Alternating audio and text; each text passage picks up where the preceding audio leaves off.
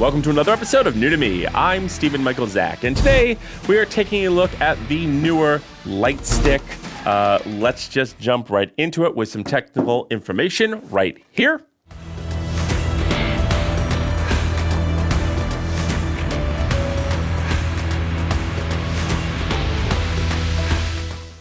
And now that the technical information is over, let's talk about the light. First off, you do get quite a very nice case. No frills. It's got the nylon inside. It does have this foam in here. You do get a very nice USB to USB Type-C, pretty long. Very cool. And that's it. Pretty much no frills. And let's take a look at the light itself. Now, let me start out by saying this is definitely a budget light. This is only $135 at the time of the recording of this video. And we'll talk a little bit more about who this is for at the end of the video. But let's jump right into it. First of all, the construction. If you'll notice, this looks a lot like they bought out Yokoya, or they're buying their stuff from Luxio. Looks like they're buying from the same manufacturer. One thing I will say is this is not very good. I can flex the tube just by squeezing it here, and mine did come with a little bit of crack in it, with some light cracks in it. So I will be returning this one. There's just a simple plastic cap here. You do get a 1/4-20 at the top here and a 1/4-20 at the bottom, and they feel like they are made out of metal and painted black. So that's good. They're not going to break. And one thing I will note is that you can actually see the LEDs. The diffusion doesn't quite cover all the LEDs. So when this is on, you can see in this example right here, you could see the LEDs outside of the, the diffusion's not really diffusing all the LEDs. So it's that to me is a little confusing. The fact that that's happening. You do get a USB Type-C for charging. The handle is super cheap plastic and very hollow, so don't drop it. And you do, of course, get all your instructions here. But let's go ahead and go through the menu. Now, to turn this on, you are just going to hold this down for a few seconds. It'll say Neewer, and it will light up. Now, you have a channel button, a power button, and a plus and minus. Now, I don't understand why the plus is here on the left side and not on the right side, because everything works from left to right. So if you want to turn up your power, you actually have to go to the wrong side. It just seems a little backwards to me. Not really sure why they didn't flip-flop those two buttons. Now, you do get this very cheap D-pad here. It does spin to change the level here. One thing it doesn't do is when you push up and down, it doesn't really do anything in the main mode. You can push left, right, up, down, or center, but that doesn't do anything. And I wonder why it doesn't do anything. To switch from the, from the intensity to the, and here's the full brightness here. So it is pretty bright. But to switch from the intensity to the color temperature, you do have to tap the channel button and the little arrow moves down. Now, you'll note on the display, you get how long the battery's going to last. That's 1.5 hours. You do get a battery indicator, and that's pretty much it. So, yeah, there is that. Now, this does go from 6,500 Kelvin all the way down to 3,000 Kelvin. Now, as you can see, it is a little bit of a pain to use the wheel, so I am going to use the plus and minus. Now, I really wish the plus were on this side. It just doesn't make any sense as to why it's backwards. And one thing you will notice is that this is very, very, very, very green. There is a green cast to this. So I would pit this thing around 5,000 Kelvin. That actually looks a lot better. So your 5,600 Kelvin is going to be about 5,000 Kelvin on this. That's what's going to look the best, because once you go above 5,000 Kelvin, this thing really starts to get green. And there is no plus minus green on this, which I wish they had. So to move into the next mode, you're going to press the power button, and you're going to get your RGB mode. You get your saturation, your intensity, and again, the D-pad does absolutely nothing, so you do have to tap the channel button.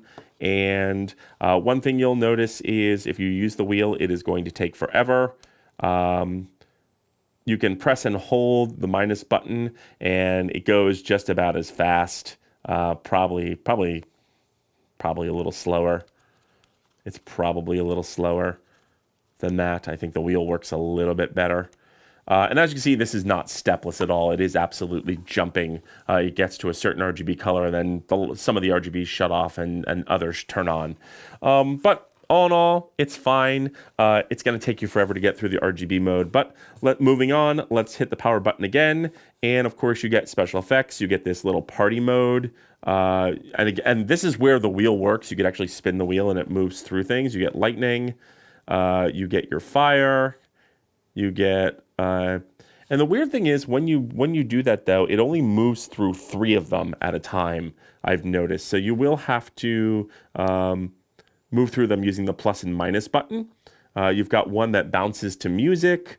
You've got fire. You've got photo. You've got lightning. You've got your warning, your police, fire, all that fun stuff. And back to party and back to music. So you do have a few special effects and they work well, they're fine. The controls are very janky on this thing.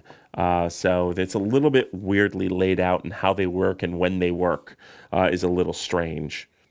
Hitting the power button again, you go into this very interesting mode where, and let's go ahead and hit the channel button and go into this. You get this very strange mode where you can get to your red, your orange, your yellow, your green, your cyan, your blue, and your purple, and this pinkish purple vapor kind of color.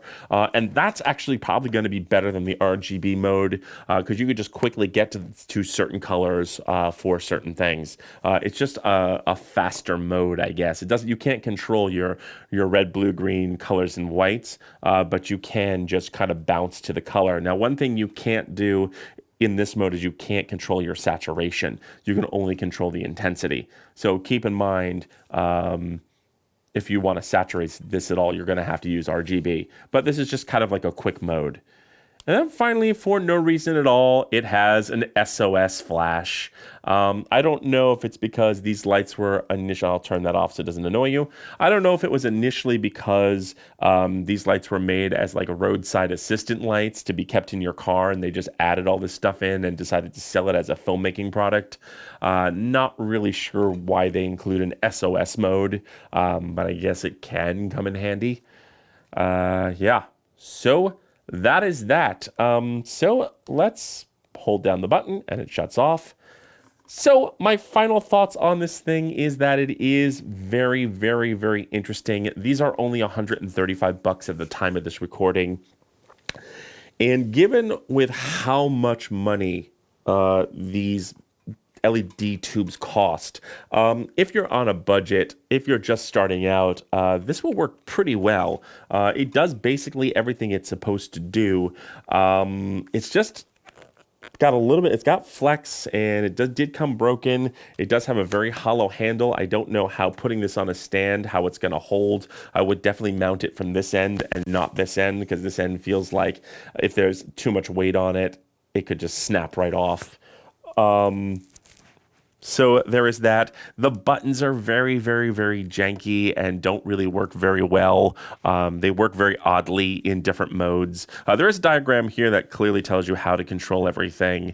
So it does work all right.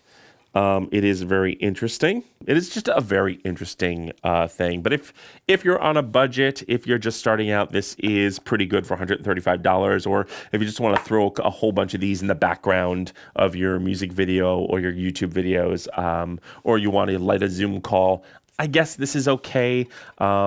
I think you're better off going with something that's saving money and going with something that's a little bit better quality. Because this basically looks like a lightsaber. This looks like a toy, and it's got a hilt too. Basically looks like a toy. But all in all, not bad. I would use it for RGB and special effects. I really wouldn't use this for the actual colors because it does skew pretty green when you get up to 5600 Kelvin. But all in all, not bad for a budget product. Again, check it over when you get it. It may have some cracks and dents in it because it is not very strong. And again, you will need to add a little bit of diffusion to here because the diffusion doesn't actually stretch all the way to the ends, as I showed you in that clip when I was trying to put it on my set. That's one of the reasons why I canceled the second one and did not put this on my set because it kind of, you can see the RGB lights, the little dots through the sides. It's very strange.